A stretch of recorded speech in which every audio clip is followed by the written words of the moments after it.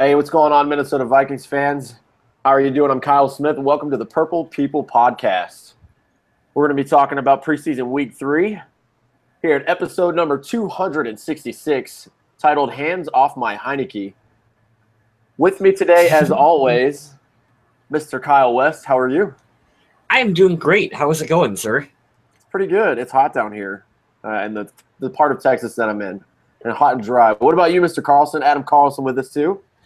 I took last week off, I believe. I think. I'm not sure. My days have been flowing together, but I got to attend the week 3 preseason game. It was quite an interesting one to watch, and we're going to be talking about that a lot. And then we've got a short week coming up with the Vikings playing again on Thursday. So we have a lot to talk about. Yeah, Adam got to go to this game. Very lucky. Crazy finish to this game. We're going to talk about it here shortly. But yeah, you left us to left me and Kyle to our own devices last week. So thank you for that. It's always. That's how you still went for an hour. Oh man, it always happens. If you guys can bet that the sun's going to come up tomorrow, when me and Kyle West do the show, we say it's going to be short. It's like, all right, man, we'll do 30, 35 minutes. It'll be an hour. Let me address one thing real quick before we get started. Okay. We were having some major issues with getting our podcasts up on iTunes, Stitcher, PodOMatic, a whole bunch of the other sources, and we went several weeks where really the only place you could check us out was on PodOMatic or YouTube. Well, I figured out the issue. Everything's good to go again. If you are a regular listener on iTunes or something like that, shouldn't be a problem once again. So wherever you like to listen to us, you can find us there. Did we make a post about this? Because if we didn't, I'll put that out tonight as well, just to remind everybody. Because maybe they couldn't hear it and they haven't checked the other outlets. Well, we went, I believe it was 3 shows where we didn't have it up on some of the others. I don't know if they backlogged the shows, if the shows people missed will be there. But okay. I do know that the new ones will go up live. And if they want to check out some of the old ones, if they're not on there, please just check out YouTube because that's the easiest way to do it. Mm-hmm. Let's welcome Tommy Gunn, who is with us in the chat. He says aloha to everyone. What's up, Tommy? Maybe he is on vacation in Hawaii right now. Makes me think of forgetting Sarah Marshall. Thank you for that. Yeah. Well, let's plug the Survival League one more time because time's running out on signing up for that. And I want to give away some cool prizes. I want to see a big competition for it all. And we got to take Craig down. He's not winning 3 years in a row. That would be awful. A three-peat. Come on, man. A juggernaut. That's what he is. Look, Craig, I think you're all right, but you're no Michael Jordan, sir. You're not going to get a three-peat on me. All right?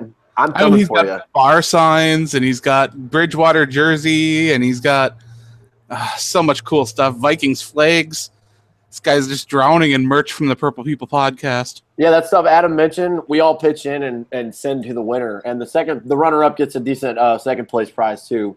So check that out. And shout out to Adam for getting all the other outlets that we use fixed. So thank you, sir. Appreciate it. But let's dive into the quick hits. We have a lot to go over, and we got a game to talk about. First one we have here, Minnesota Vikings Foundation announced by the Wilf family, primary focus on advancing the well-being of the youth through engaging health and education initiatives. This should be no surprise. If you're an avid sports fan like I am, and you listen to Fox Sports or ESPN, when it comes to football, there's a lot of controversy now because, as one of my favorite shows always says, football is nothing but gladiators for the new age. These guys are going in there and beating the heck out of each other. And it's a controversial topic. They made a movie about it with some really well-known actors, and I think that the more educated we get on this, the safer this could be. So I'm proud to say that the Vikings ownership and brass are going to be trying to take initiative to see how they can make sure these health and education initiatives are covered for the young kids who want to play football. It's pretty cool. Now, this does take the place of the existing foundation that the Vikings had in place, but it offers a much more broad area where the team can be able to fund or make grants for other projects. They'll still be doing things like, the playground builds, hospital visits, and all that sort of stuff. But really one of the key takeaways on this is that when the foundation was announced, the Wilf family and the Vikings announced that they put $1 million into the fund to get things rolling and to have money in there to be able to start doing some charitable stuff. And that is amazing. Yeah, when I hear that, I think of the dollar amount. That could be something for a new facility. That could sponsor a very, very nice event, lots of equipment. So that's a nice little chunk of change that they donated. But moving right along, next we have up this should be no surprise for all you guys that are diehard fans. Expectations are high for cornerback Xavier Rhodes. He is projected by NFL's Elliott Harrison to be an All-Pro in the 2017 season. Unless he has a catastrophic injury, which I hope doesn't happen, I don't think it will, or he just regresses in his play, which I don't think that's going to happen either, because I think he's finally found his niche. It's the little bitty things that he's going to have to tweak to make himself even better. But I agree with Elliott Harrison. I think he will too. Yeah, this should be the year that Xavier Rhodes finally jumps to be an All-Pro. I believe he had his first Pro Bowl appearance last year, which was well-deserved, and he just needs to keep proving himself, and he will continue to be a multiple-time All-Pro and Pro Bowl player if he keeps at the pace he is. Yeah, expectations are going to be super high for him, coming off the big contract extension. But he's one of those players that I believe that will not be an issue with him. It's just going to be focus and get back to work and do what you do best. Yep, he became very well paid, so he's going to have to live up to that contract. But I don't see that being an issue, like you guys were saying. I don't think so. Moving right along, Jim Marshall, once again, not among the senior finalists for the 2018 Pro Football Hall of Fame. It's a tragedy. I don't think it's really a surprise either. I think that Marshall will have his time, but the problem is that the longer it goes on, the more these senior representatives from teams will be available to be in the Hall of Fame, and the names will just keep piling up, and he'll keep getting lost in the shuffle. I do hope that he does get in because he is remembered for that one kind of really boneheaded play. And I think that being held against him really isn't fair. But hopefully he will have his day in the sun. If not, at least he knows how much the team pushed for him to get in there and how much his team at the time, Bud Grant and some of his former teammates came out and talked about how important he was to those teams. Yeah, when you get an endorsement from Bud Grant, it should have a lot of weight for it. But Adam hit the nail on the head. They have some old heads that are in there, and it's really a shame, like you said, that one play is going to define your whole career. I don't think that's fair, and I don't think it's a great representation. But for some reason, people hang on to that. For me, the whole body of work should be encompassed, but that's just me talking. But isn't it sad how one negative thing can overflow or overshadow just so many other positive things? It's crazy. Like I said, if you have the Bud Grant stamp of approval, that should say a lot.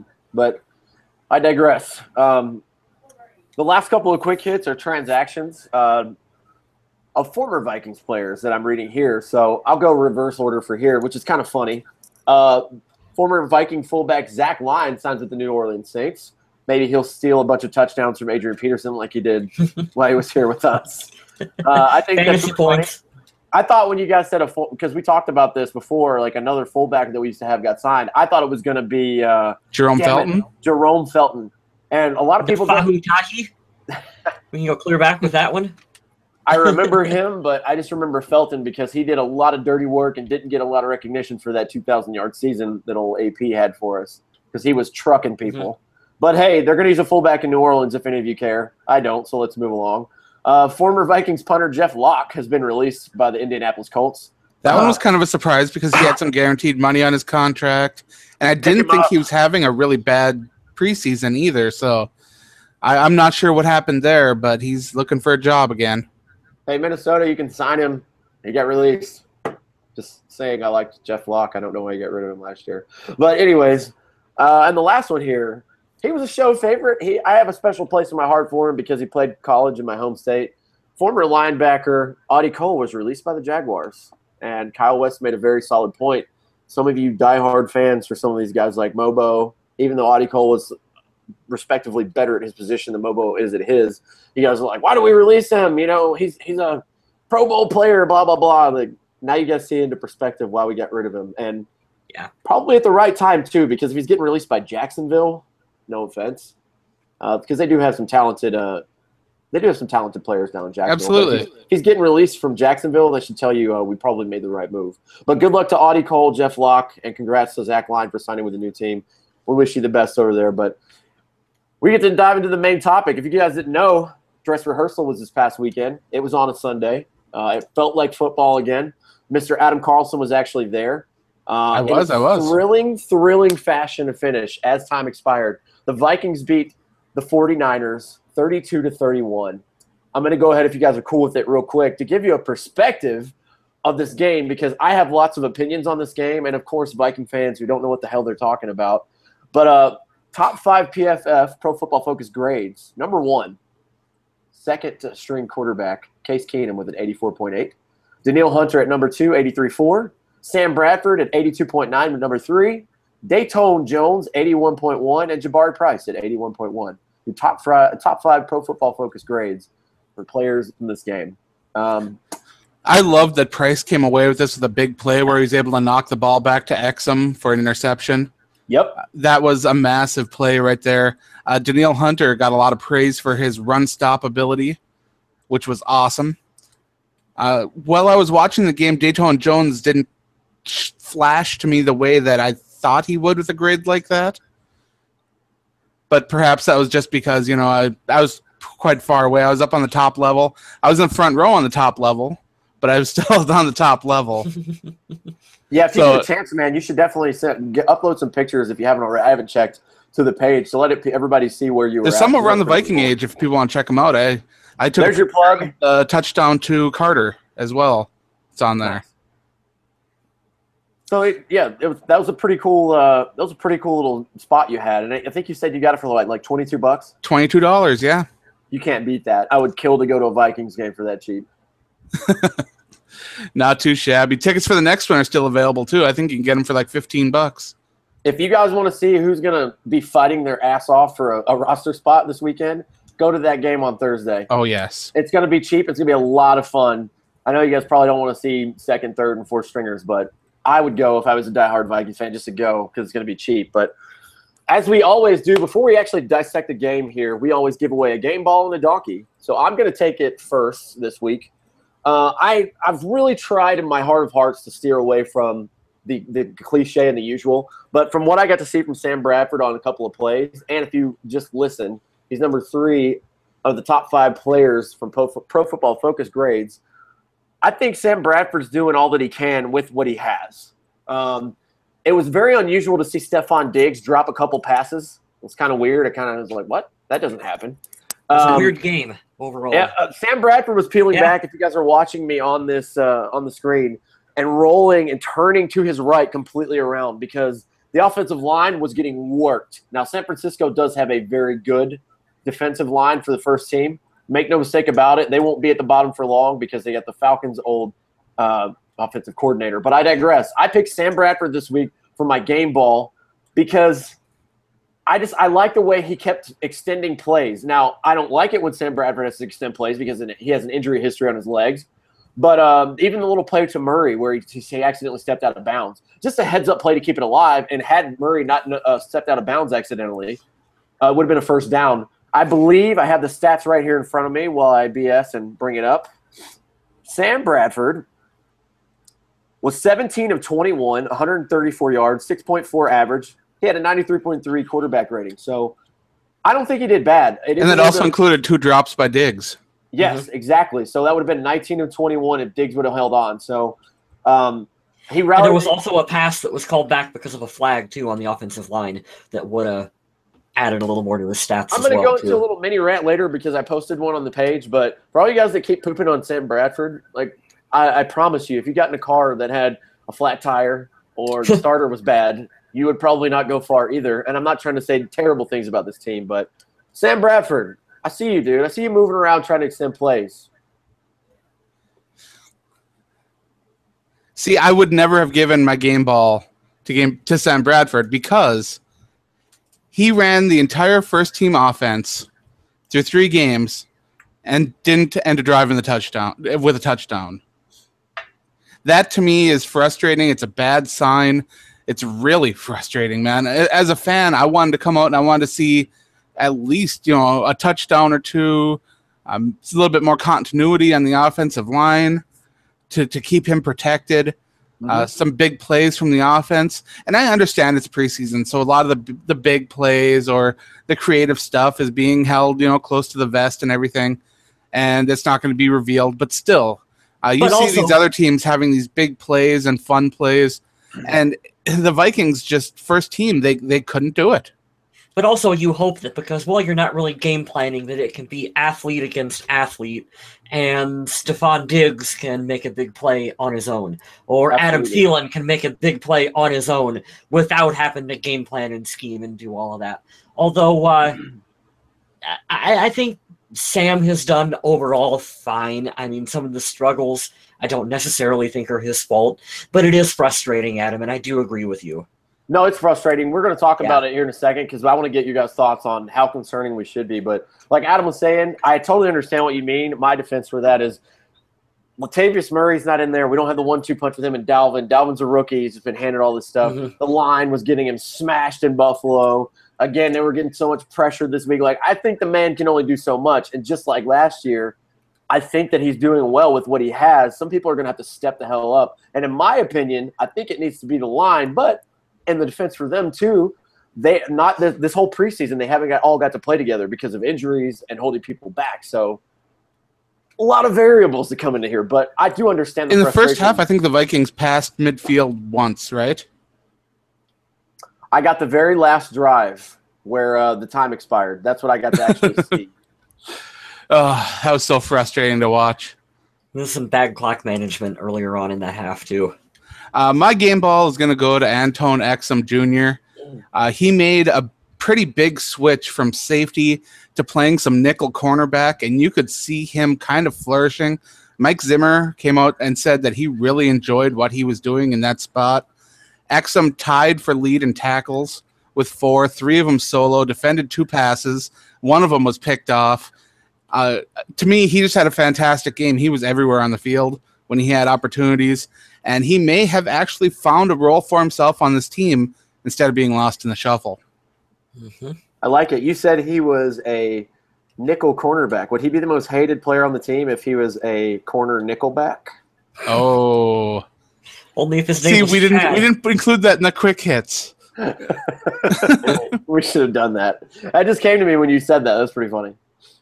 Mr. West, who you got for your game ball? I want to read a comment from the chat really quick. Sean Reynolds, he's got a game ball for us. He says, Pat Elfline gets his game ball because he is a mauler out there on the field, and I agree. Going to be good things coming from him on the offensive line. I'm going to give my game ball to Marshall Cohen, the kicker.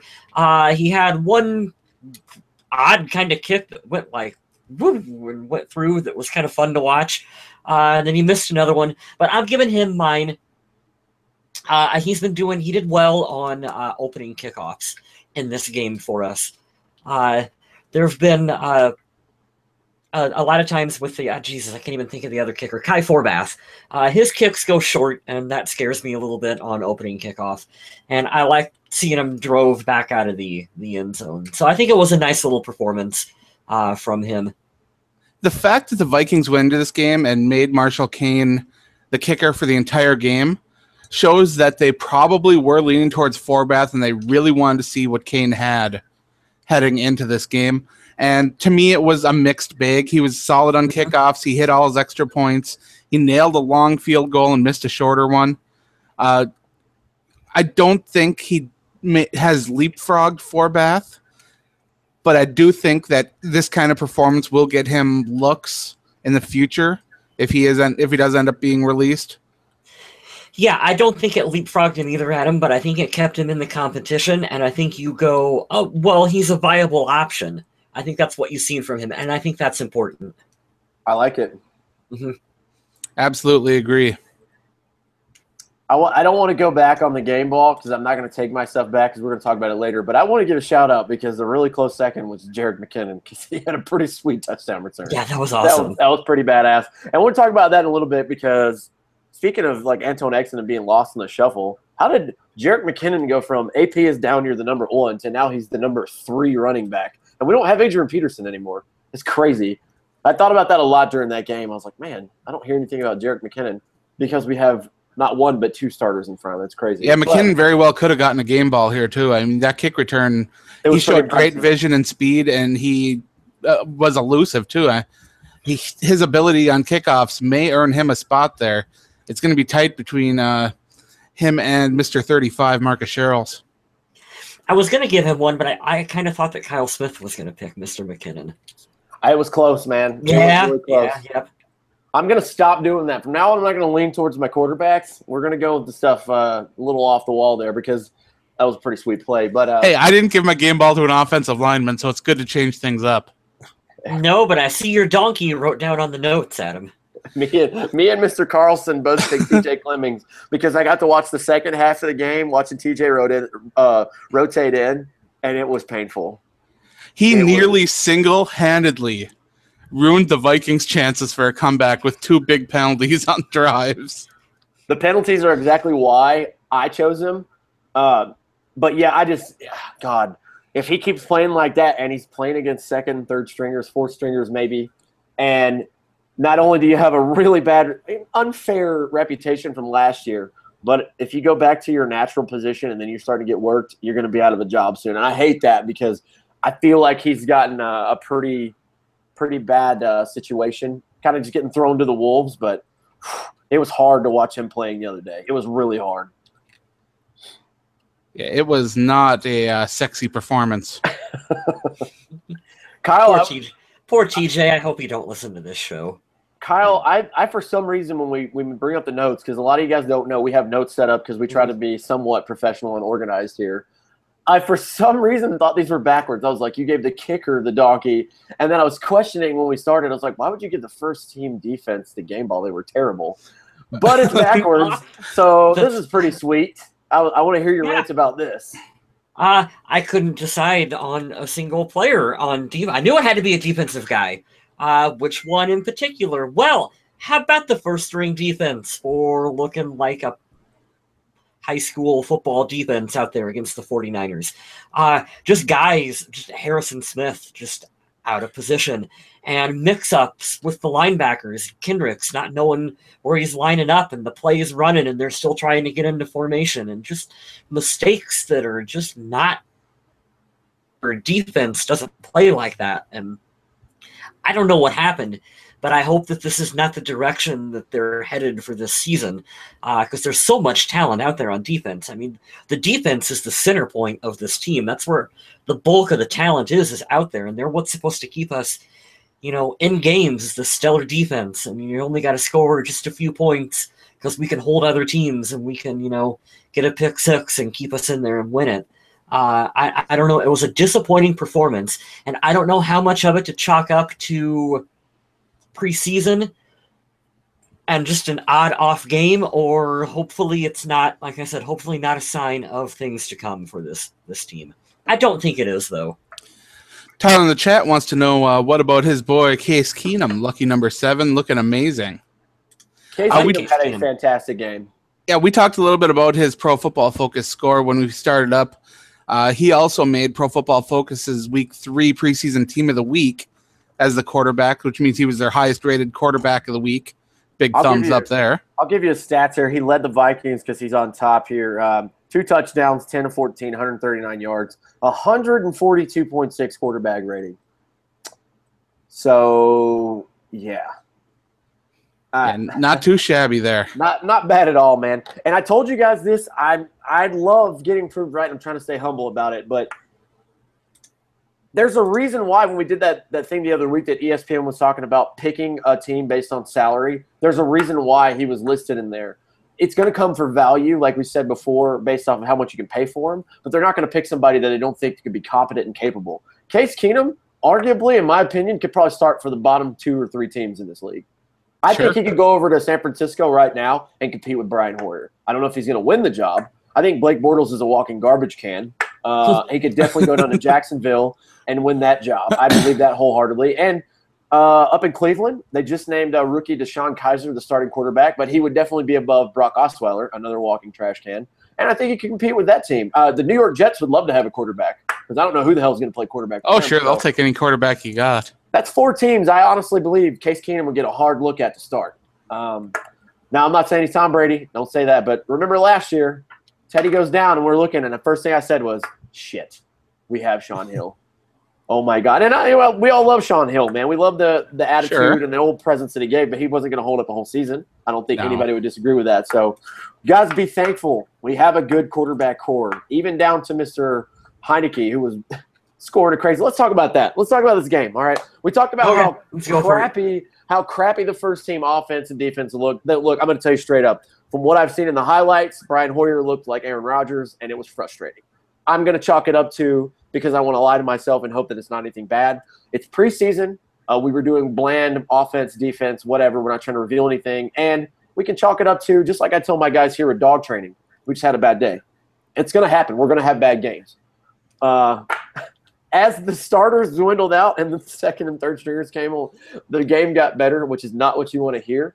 But hold on a minute. Let's pause for a minute. It shouldn't be this way, but in a little bit way it is.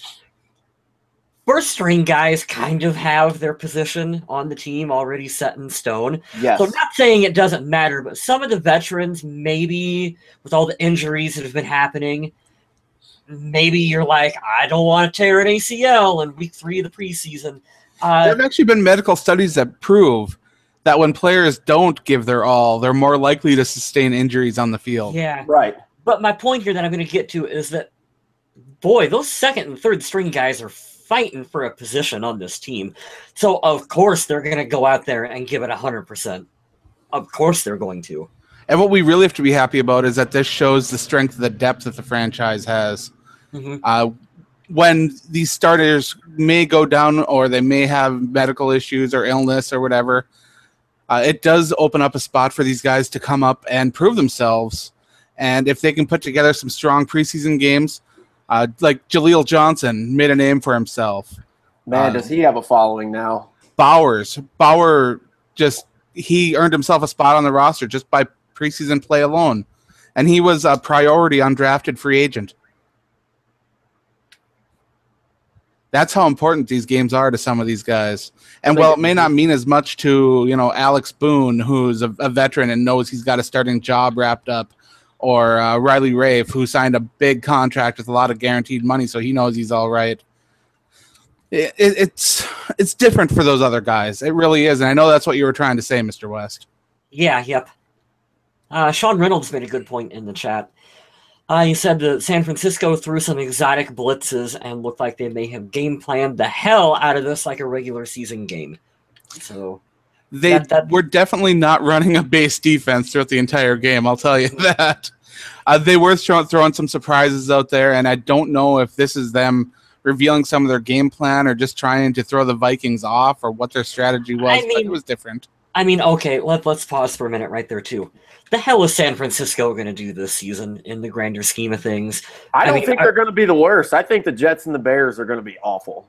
Yeah, I don't think that Cleveland or San Francisco is going to be bad. And I take that back, and I'm not trying to, throw you down on the show or anything, but getting Kyle Shanahan is going to turn that place around. And next year, I'm calling it, man. Kirk Cousins is going to be there. They're going to be right back in the West. It's going to happen. Sure. But, right now, what's their outcome? What's their future? I have no idea. They've got a nasty defense. It's crazy. They have so many good defensive players. Yep. So if they throw a little more of themselves out on tape, maybe that's an okay trade-off for them to get practice on what they want to run against another team. So maybe that's why they were willing to go a little bit extra and show a little more of their game plan.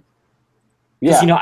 I do think the Vikings are fighting for more of a wild card, win the division than what the 49ers are. Oh, and absolutely. I think that maybe Minnesota wants to be a little more apprehensive about showing parts of their playbook and stuff. But no NFL team can think that way, and that's why Minnesota made the move they did last year to go and get Bradford and not go forward with the entire season with Sean Hill. You can't just kind of throw in your cards and say, okay, draft pick. Well, pardon my language, the Buffalo Bills are already doing that, Adam. The Bills have already checked. No, they are. The Bills have already completely checked out for this season and said, we're not winning shit.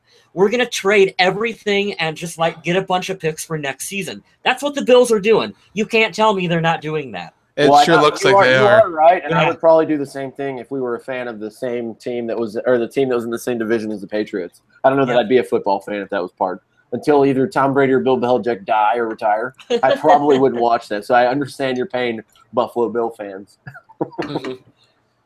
But yeah, like we were saying, as the game went on, as some of the guys that are fighting for spots, like Mr. West was saying, you saw a lot more nitty-gritty come out. The play by Anton Exum, amazing.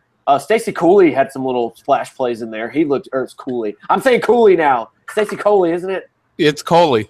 Damn it. Coley Damn it, or Kyle. Cooley. It's not Chris Cooley. Damn it, I blame Kyle because he says it all the time. And He does. I think it's funny. Stacey Cooley had a really – oh, my God, that pass. Was that the one where the play broke down in the pocket a little bit and Keenum had to hold on to the ball a little bit longer? Was that the same one I'm thinking about? Because it seemed like a longer pass. But anyways, he caught a pass from Case Keenum, and he went along the sideline and just stiff-armed the hell out of this guy. And you could see the grit. He kept fighting for yards. I really wanted him to go for a touchdown, but whatever. What was nice, too, was to see some involvement from Laquan Treadwell. Yes, catching some balls. I think he had, 3 catches? Yeah, 3 catches, 36 yards. 36 yards. I thought I was going to say 39. I get so excited. I get so excited anytime this kid he catches one pass, and I'm like, put him in the Ring of Honor. Do it now. That's how much I want him to just do good for this. Just please do good. That's just all we ask. Laquan Treadwell reminds me of me the last 2 weeks ago waiting for my final grade for my paper. I was like, man, if this turns out good, I'm going to be so happy. Oh, I know, right? I was so happy. I got a B in that class. I was like, well, success. Laquan Treadwell, if you could just be a B, you don't even have to be an A or A+. Just be a B for us, because Diggs and Thielen are going to get most of the dirty work. Rudolph's going to catch all your touchdowns, but if he could be a possession receiver like I want him to be, oh, man, we would have it would bring some life back into the offense, and that's not even talking about the new running backs that we have. Now, Thielen was 5 for 5 for 50 yards. McKinnon was 4 for 4 for 31, and I don't think fans should read too much into the 2 drops by Diggs, but he ended two receptions on 5 targets for 6 yards. Not a really good game for him, but again, he's kind of got his spot locked up, and we shouldn't put too much stock into these 2 drops. It seemed like he knew that he was having a rough day, and hopefully he got it out of his system. That's all I'm hoping. I think so, too. I don't think it's anything to worry about. He's not usually known for dropping a lot of passes, so like I said earlier, maybe just chalk it up to a bad day. Speaking of wide receivers, since we're still here, Rodney Adams got another touchdown, his first one in US Bank Stadium, so that was pretty cool. Kyle Carter hauled one in. It sucks. I want to name all the starters. Nobody on the starting team got a touchdown. Nope. No. But shout out to those guys for getting touchdowns. And freaking Taylor Heinecke. Let's talk about this, because this was after having a moment where I just wanted to go take 10 shots of Jameson and just not think about football for a little bit. It's like, really? First team? Everything? Really? Mm-hmm. They rallied at the very end. I was watching part of it on my phone because I had to use the restroom where I was eating, and then I went back out. But Newby, what's his first name? Starts with a T. It's not Taylor. Terrell Newby. It's not. I thought I said Taylor. Terrell Newby hauls it in as time expires, so they get a chance. And I was like, man, we're not going to go into overtime. Of course not, because we have Mike Zimmer as the coach. Let's go for it. So if you guys missed it, the play broke down. Heinecke has to scramble to his right, and just you could see him, the big guys that he was running against, he was going to outrun them, and ends up diving right at the corner of the end zone and wins the game for us. I'm sure he was ecstatic after the game. I'm sure he was so happy. Sam Bradford bragged on him a little bit afterwards when he was asked about the game and the first team and all the struggles. Like, oh, well, what do you think about that? He's like, I'm happy for him. That was awesome. Now, Collinsworth was calling the game, right? He was. Was that the most emotionless response to that 2-point conversion you've ever heard in your life? Every time I watched that clip, because I was there, I didn't get to watch the clip till I got home. I was like, really? That's an exciting play, and that's how you treat it? Mm-hmm. We talk about how Taylor Heinecke looked like he was ready to die from the moment he came on the field. I don't know how much you got to Adam. Good grief, Mike Zimmer, what are you doing to this kid? Why? He looked like he was ready to keel over the entire time, and yet you got him out there as a gutsy performance. But Jesus, you couldn't have put – who was the other guy? Mitch Trubisky? No, Mitch Leidner, no. whatever his name is. Mitch Leidner. Mitch Leidner, yeah. Thank you. You couldn't have put Mitch Leidner out there so that Taylor could have, like, took a Tums and some aspirin and just, like, sat on the sidelines? Because, Jesus. You're trying I don't think his team would have won with Leidner out there. Take a salt tablet. You'll be fine. But yeah, that's a gutsy performance. I think this was a good performance by Heinecke to maybe cement him back into a quarterback 3 position for the season, because I honestly don't know where the Vikings are heading into this. Right now, you can pretty much assure that Bradford and Keenum have spots. You can go back and forth on Heinecke. Well, it's good that he had a game like this, because when Teddy gets activated, there's a damn good chance he could be taken off the team. I'm sorry. I don't know how long they're going to keep him on the PUP, but it sounds like it's – and by the way, if I read it correctly, today's the anniversary for when Teddy was hurt last year. So it's been a whole year, if my memory serves me right, which I saw on Facebook today. But that's going to be interesting. It's good that he had a good performance, actually pretty damn good performance to win the game, because it's going to be interesting when Teddy is activated to come back again. Now, I have the stats from the game up, but they don't have Heinecke's rushing stats on here. I don't know what he rushed for, but he took advantage of a lot of situations where receivers were out in coverage, and he rolled out of even coverage, defensive ends, and ran away from them. He showed a lot of athleticism. This is trash. I'm on ESPN. Yeah, you're right. There's nothing on here for him. And we all know he ran that football. I don't understand that. ESPN, do your job. Hire me. Pay me whatever he's making. I will gladly do it on the side for you. I will watch football and get paid. Of course, let's talk about rushing for a second. McKinnon led the way, 7 carries, 27 yards. Dalvin Cook had 5 carries for 17. It was kind of a pedestrian day on the ground. Nobody averaged over 4 yards a rush. They tried a trick play with Adam Thielen that ended up being negative, but that was terrible. It's nice to see that thrown in every once in a great while. Latavius Murray made his debut. Nothing spectacular, like Adam said, but it was good to see him get out on the field. And he also, for 2 rushes, a whopping 6 yards. But he also 4 catches on 4 targets. That's pretty good stuff. It says he only has 2 here. ESPN, what are you doing? No, I think you got it right. I think I was looking at McKinnon. Oh, please let me rip ESPN again, Adam. Please. No more ESPN ripping for you. All right, cool. Latavius Murray, 2 rushes and 2 catches. So this is pretty cool, because if you guys have been following in the preseason, Dalvin Cook's been doing the same thing. A little bit better numbers because he's played more, but catching and receiving backs, which we haven't had in a long time. I'm getting a jab in there. But, yeah, I was happy. I was very happy to see him finally get out there. I know he's been anxious to get on there, and probably the fans as well, since we acquired him. Now, we're talking about the fans, and I want to go on a little tangent for a second, because there was something kind of cool that I don't know if they showed on TV or not. But you know how Snapchat and Facebook and all that have those Instagram filters now? Yes. Well, they've got one for inside the stadium. They go around and they'll show fans, you know.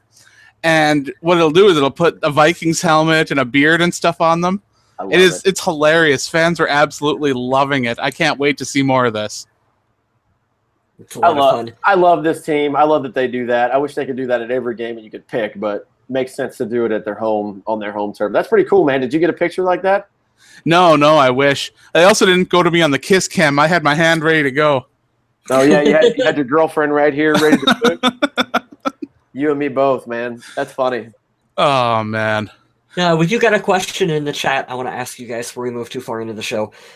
Playtime, he asked us, or she, could be either or, don't know, asked us how many QBs they think we will be keeping, the Vikings will be keeping this season. 3. 4. 2 or 3. Adam says 4. I say 3. I don't want to jinx us, but you got Bradford, injury history. Let's not go there. So you have to keep a 3rd just in case something happens. And Teddy on the pop. And Teddy in reserve, waiting in the wings. So 4 total, 1 off the roster, but they'll go in with 3 active. Yeah. Yep. Fast forward halfway through the season, that will change. I will put money down on that. Oh, God. Are we going to have one of those seasons? Don't, please. No. Don't do that. Don't do that to us. No, it's fine. It's fine. And then we'll have to sign Jake Long to come in and play quarterback. Speaking of Jake signing... Locker? You get Jake Locker out of retirement? Call Christian Ponder. He's up in New York with Sam. He's got nothing to do. We'll call him back. Sure. Sure, why not? Since we're going through all the catastrophic events that could happen. All right, so on defense, Eric Kendricks and Antone Exum, Eric Wilson, Edmund Robinson all led the team in tackles. Harrison Smith, Trey Waynes had 3 each. It was a really good assortment and a good mix of players getting involved. Kendricks added a sack, and of course, Will Sutton did as well. It's good to see the quarterbacks being brought down. There was a nice tackle for a loss by Harrison Smith where he shot right through the line. That was nice to see as well. Mm-hmm. I like that the Vikings are able to do different things with him and not just have him be a sit-back safety or a hard-hitting safety. He's got the athleticism and the ability to go and do those other things like rush the quarterback or drop back in coverage or play the field. It's nice. That was fun watching the difference between Leslie Frazier and Mike Zimmer, because we've brought this up before. But in a Leslie Frazier defense, Harrison Smith is playing 20 yards deep in coverage all of the time. And as soon as Mike Zimmer gets here, he finds ways to bring Harrison up and blitz the quarterback and just he's a physical guy, get him involved in the game plan. Well, what he did was he took Sendejo, and he took him since he's speedy and rangy, and he's got, kind of long arms. He can play center field a little bit better. And for that, he's able to sit him back in the middle of the field and be able to make some plays while he's able to take Smith and go and do the other things. And to me, that's a fantastic combination. And I've been one of those people, too, that have always wanted to see a little bit of competition brought in for Sendejo. But those center field safeties can sometimes be so hard to find, especially ones with some great speed and, just long arms and ability to change directions, good acceleration. Sendejo is going to be hard to replace.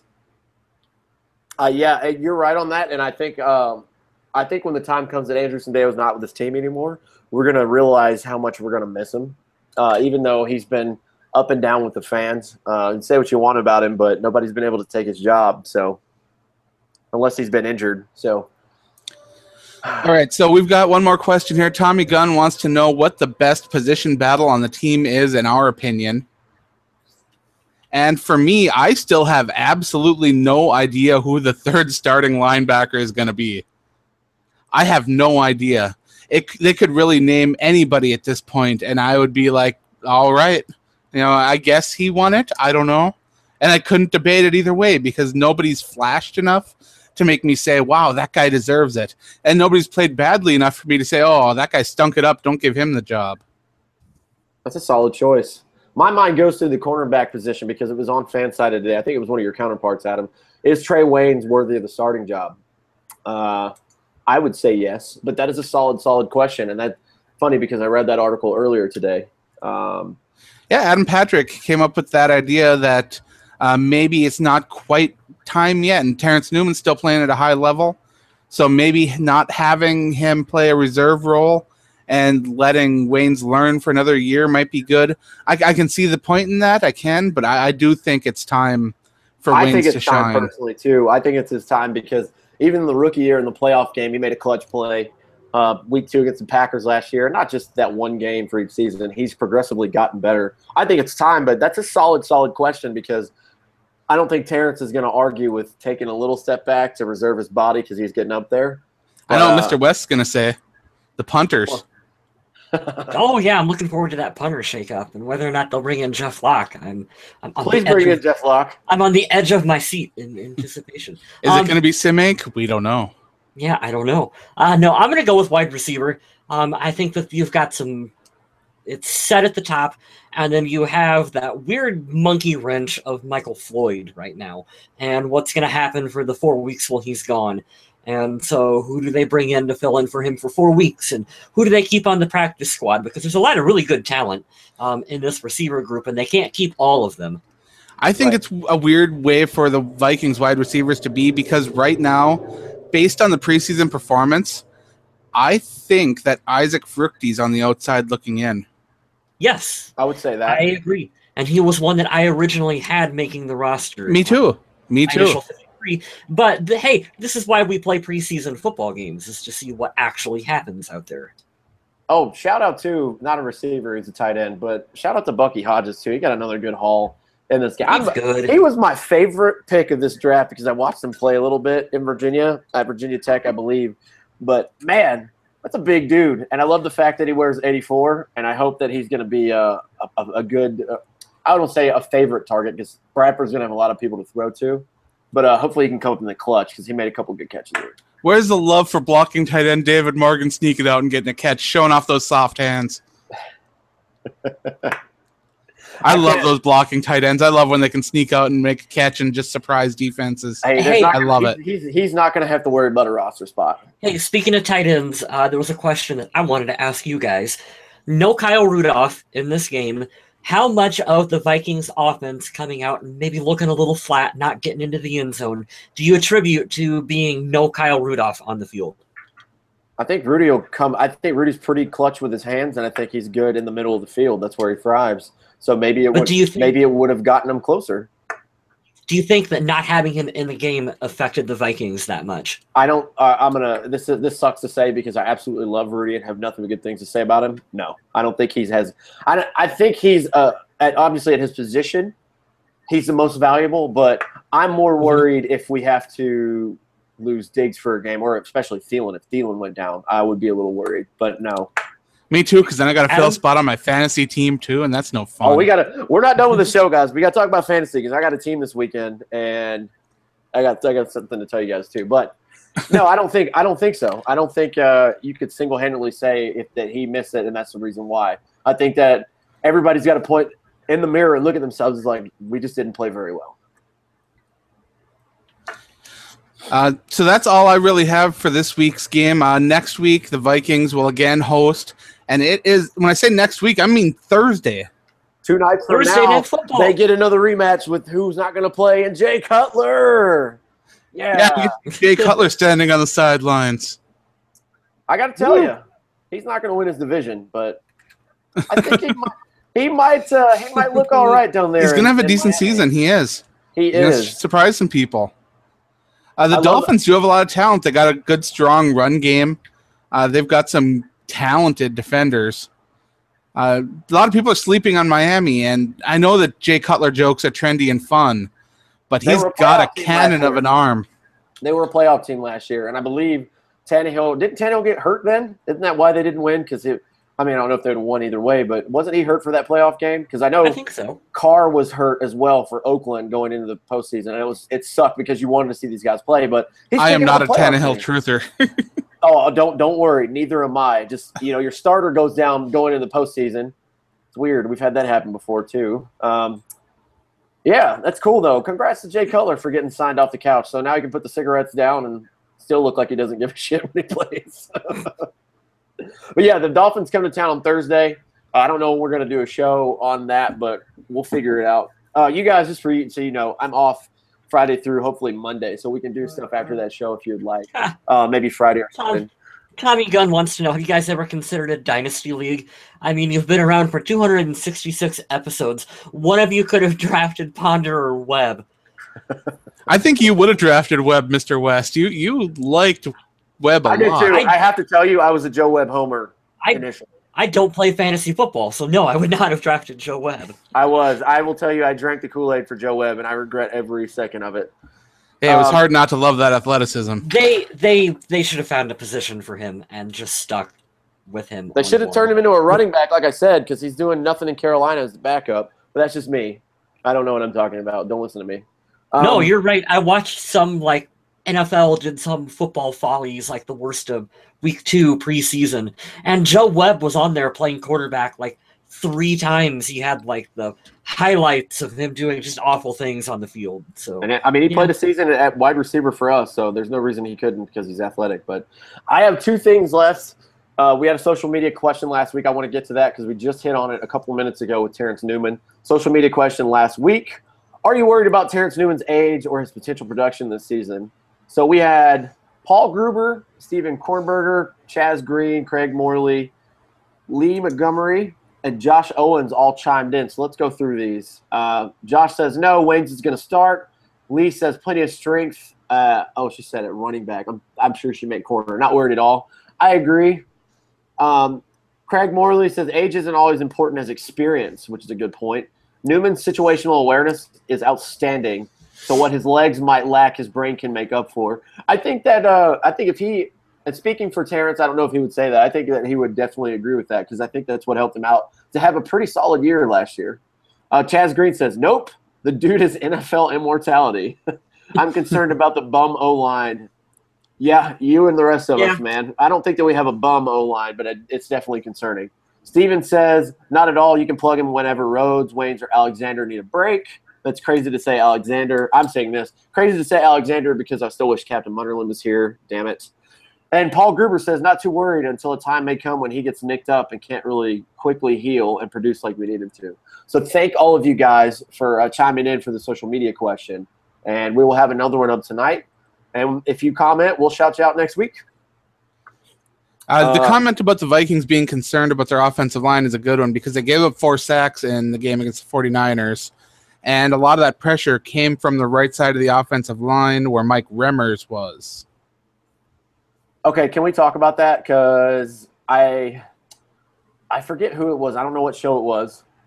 I don't know if it was ESPN or somebody, but they were talking about I think it was Mike and Mike. They were talking about Mike Remmers and how he just got blasted at Carolina. Now, I believe he played left tackle there, and he's playing right tackle for us. But they were saying how concerning it is and how much the offensive line is important, and they mentioned him. I believe it was Mike and Mike. I could be wrong. But they were saying, he's getting blasted. And that's concerning because we paid him a ton of money. Now, you have to. Just like, breaking news, by the way. I can't believe we haven't mentioned this on the show because it's sort of Vikings related. Matt Stafford is now the highest paid player in NFL history, if you guys didn't know. 5 years, $35 million. And I can tie that. No, Reef played in Detroit. I was going to tie that in because Remmers played in Carolina. But long story short, it's really, really concerning. And Cam Newton got beat up a lot. I mean, we beat up on him last year. I was there to watch that in person. So, yeah. Now you got me wanting to rant about the quarterback salaries for quarterbacks that have never screw it. Let's talk. never played in or won a playoff game. He hasn't won a playoff game. He's been to the playoffs 2 out of the last 3 seasons. Here's my take on it. Losing record 51-58 over his career. Yes, and I will say we all thought he was going to be 0 division titles. I think that And yet Vince Young gets kicked out of the NFL. Adam, I'm totally with you. I'm totally with you. However, you got to think he's in the division with Aaron Rodgers. They hardly ever lose it. Thank God we won it a couple of years ago. Well, we all thought he was going to be terrible when Calvin Johnson left. He actually wasn't bad last year, considering after he retired. But this has become the new trend, and I'm with you, Adam. I don't like it, but this is the new standard. If you're not awful, you get a house full of money. And the second that, you got to think about 10 of the other teams in the NFL would die to have Matt Stafford. I think if Matt Stafford went to, let's pick a team. What's a really solid team that just needs a quarterback? Houston, but they got a good rookie. Yeah, they got Deshaun Watson. Let's say he went to Houston. They'd be a playoff team without a doubt. They might actually win because the defense is awesome. I think the Jets. I think the Browns. I think the San Francisco 49ers, like you said, the Texans, they would all call him. All of those teams would call him if he was available. Detroit doesn't have the balls to put him on the trading block. The Denver. Oh, that's a great. John Elway would be all over that. Stu Gotts on Dan Le Batard said that today. So good job on that, Kyle. Yeah. He said, I think if they went there, they would go to the championship. I don't know that Matt Stafford is going to lead you to the promised land, but if you give him a ton of pieces, he's got talent. Well, it would be nice to see him win a playoff game to earn that money. Right? But this is the NFL that we live in now. It's either do you commit to this guy or do you move on? And you take a chance moving on, and also you take a chance on committing. Look what happened with Brock Osweiler. You take a chance on somebody who's not proven, and they're terrible.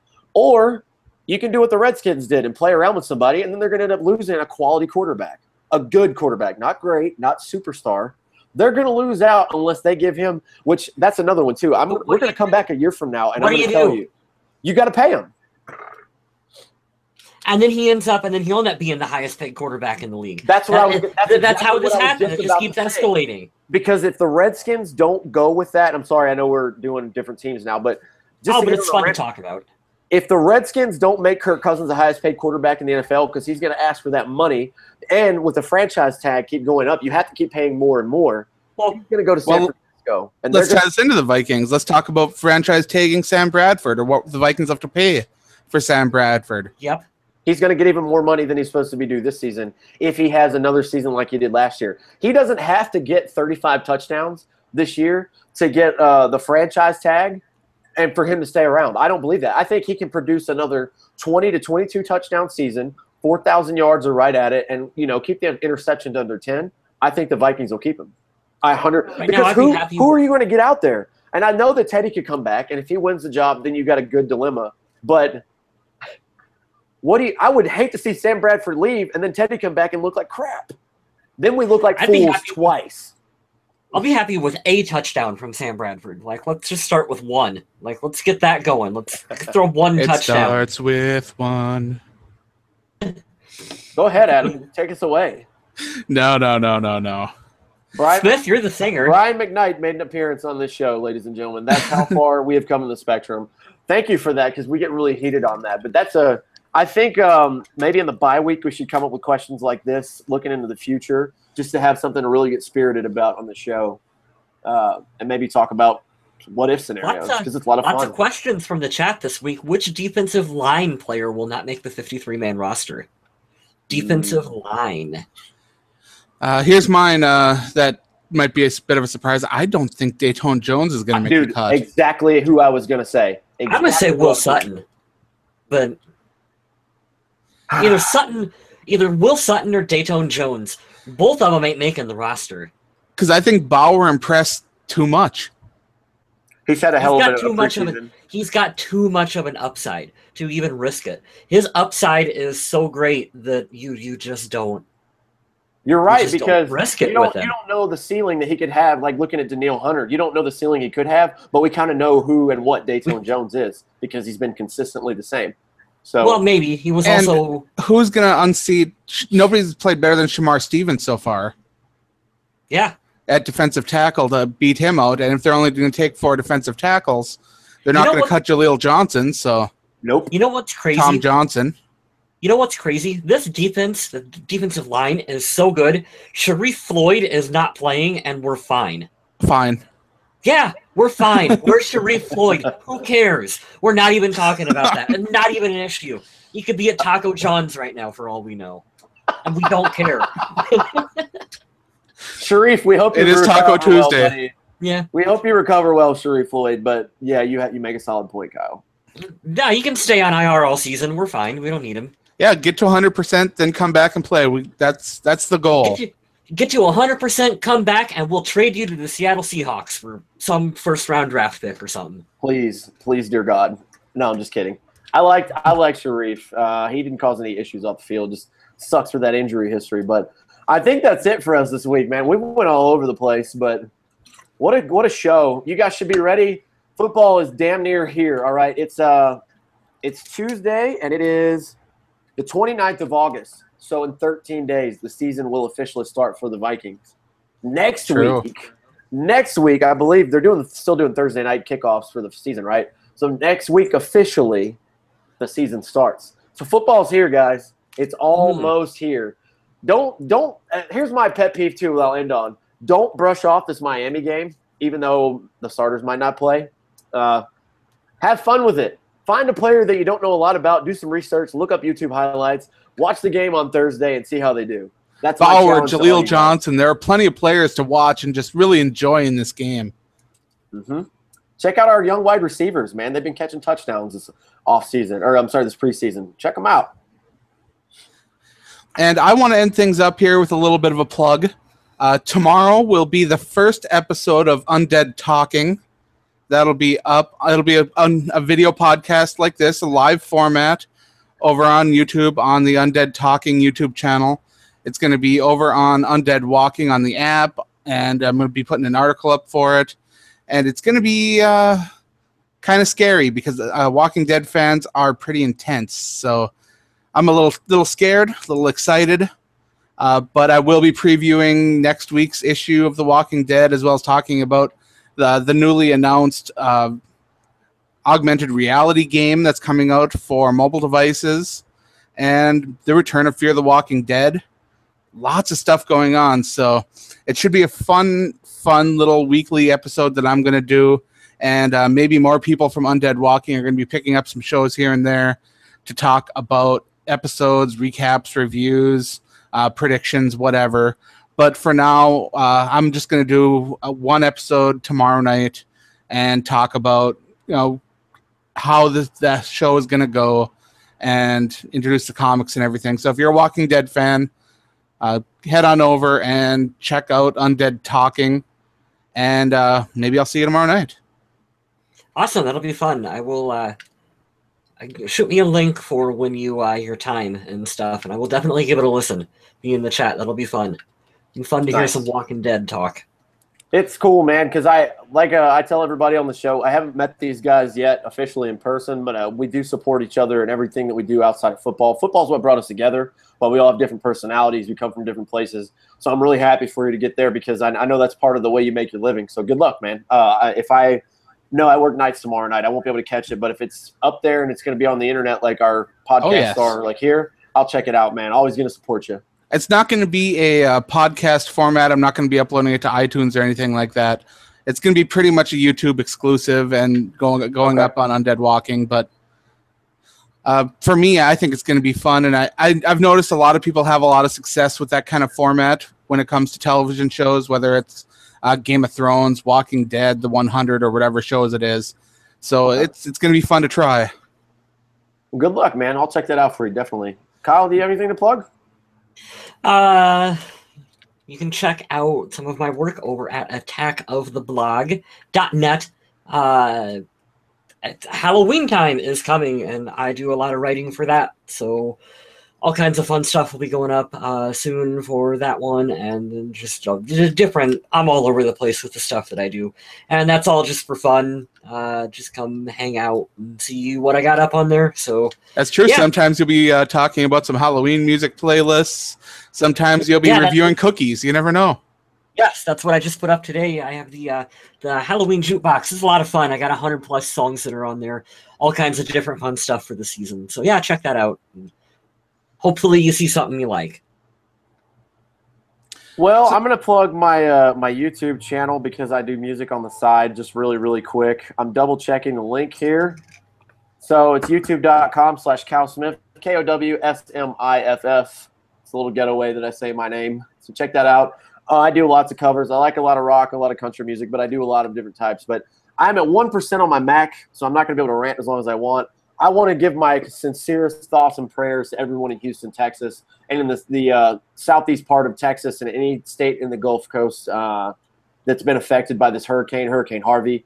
I wish you the best. I hope everyone's safe, and if you know anybody that's in need, there's plenty of ways you can go out and donate. I'm not going to endorse them because I don't have enough time, but my thoughts and my prayers are for anyone that's been affected by this massive hurricane.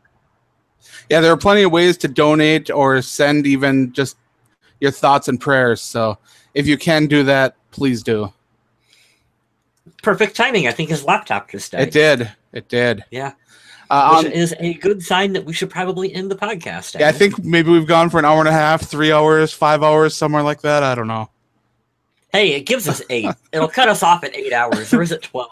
I don't know. I don't know. It's 8 or 12. I don't know which. We'll have to test that sometimes. Yeah. So you said you wanted to test that one of these times. Yeah. How long do you guys in the chat want to talk about Vikings football? We could just roll right on into a Walking